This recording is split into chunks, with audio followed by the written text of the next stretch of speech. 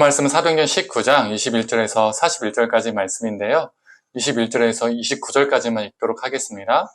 이 일이 있은 후에 바울이 마게도냐와 아가야를 거쳐 예루살렘에 가기로 작정하여 이르되 내가 거기 있다가 후에 로마도 보아야 하리라 하고 자기를 돕는 사람 중에서 디모데와 에라스도 두 사람을 마게도냐로 보내고 자기는 아시아에 얼마 동안 더 있으니라.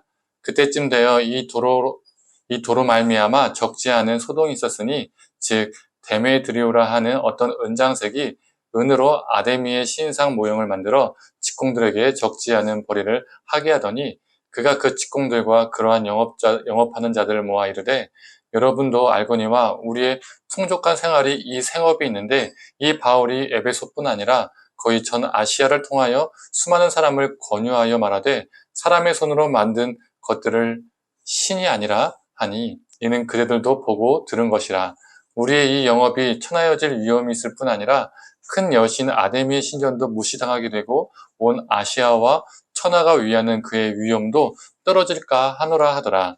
그들의 이 말을 듣고 분노가 가득하여 외쳐 이르되 크다 예베소 사람의 아데미야 하니 온 시내가 요란하여 바울과 같이 다니는 마게도냐 사람 가이오와 아리스도가를 붙들어 일제히 연극장으로 달려 들어가는지라. 아멘. 아침 묵상을 들으시는 모든 성도님들에게 하나님의 은혜가 있기를 간절히 소망합니다. 이 바울의 이 에베소 사역이 마무리가 될 때쯤에 에베소에서 큰 소동이 일어났었습니다. 이 무슨 소동이 일어났을까요?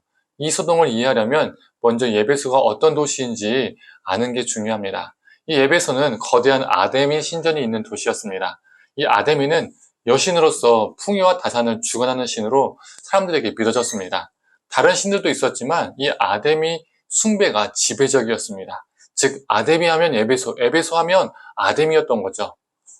이 여행객들은 이 아데미 여신상을 보기 위해서 해마다 몰려들었고 여행객들을 대상으로 만든 이 아데미 신상 조각 기념품들은 그 당시에 매우 인기 있는 관광 상품이었다고 합니다. 특히 이 아데미 신전과 여신의 모형을 은으로 만든 상품들은요, 다른 제품들보다 더 좋은 에베소 이 도시의 수입원이었다고 합니다. 그런데 이 에베소에서 바울이 무엇을 했죠? 복음을 전했습니다. 에베소에 사는 유대인들과 헬라인들이 예수님을 믿기 시작했죠. 마술책들을 모아서 사람들을 태우기 시작했던 거예요. 우상들을 버리기 시작한 겁니다. 그러면 이때 누가 가장 타격을 받을까요? 이런 상황을 누가 가장 싫어하게 될까요? 아데미 우상 관련 사업가와 종사자들이 제일 싫어하게 되겠죠. 바울 때문에 장사가 안 되잖아요. 바울로 인해서 돈벌이가 방해를 받게 된 것입니다. 그래서 아데미 신상으로 돈벌이를 하는 이 은장색 데메드리오라는 사람이 같은 직종의 사람들을 모아놓고 선동을 시작했습니다. 그의 선동에 사람들은 아데미 여신은 위대하다, 위대하다 외치기 시작했습니다. 사람들은 점점 더 모여들었고 온 도시가 소란해졌습니다. 그리고 예수님을 믿는 가이오와 아리스다고를 연극장으로 사람들이 끌고 갔습니다. 사람들은 계속 아데미 여신은 위대하다, 위대하다 하면서 외쳐댔죠. 무려 2시간을 외쳐댔다고 합니다. 근데 황당한 내용이 32절에 나옵니다. 제가 읽어보겠습니다. 사람들이 외쳐 어떤 이는 이런 말을 어떤 이는 저런 말을 하니 모인 무리가 분란하여 태반이나 어찌하여 모였는지 알지 못하더라. 데메드리오의 선동에 사람들이 엄청나게 모여들기 시작했고 분노하며 계속해서 사람들은 아데미 여신은 위대하다, 위대하다 이렇게 외쳐냈는데 자신들이 무엇 때문에 여기에 모였는지 알지 못하는 사람들이 허다 있다는 거예요. 사람들이 많으니까 자기도 가서 무엇인지 제대로 분간도 분별도 하지 못하면서 그냥 군중 심리에 휘둘려서 끌려서 분노하고 소리만 계속 외쳐댔다는 것입니다. 사람들은 무엇이 옳은지 그런 것인지 숙고하지 않고 쉽게 군중 심리에 휘둘리는 경우가 종종 있습니다. 특히 분쟁난 교회를 보면 이런 현상을 쉽게 발견하게 됩니다. 그러나 우리는 군중 심리에 휘둘리는 사람이 되어서는 안 됩니다. 하나님이 주신 이 성으로 숙고하고 고민하면서 행동을 해야 하죠. 그런데 이 데메드리오와 주변 주동자들이 이렇게 군중을 선동한 이유는 정말 아데미 여신을 사랑해서 선동한 걸까요? 진짜 이유는 돈 때문이죠. 그들은 아데미 여신을 통해서 누렸던 풍족한 삶이 사라질까봐 두려웠던 겁니다. 그래서 분노했습니다.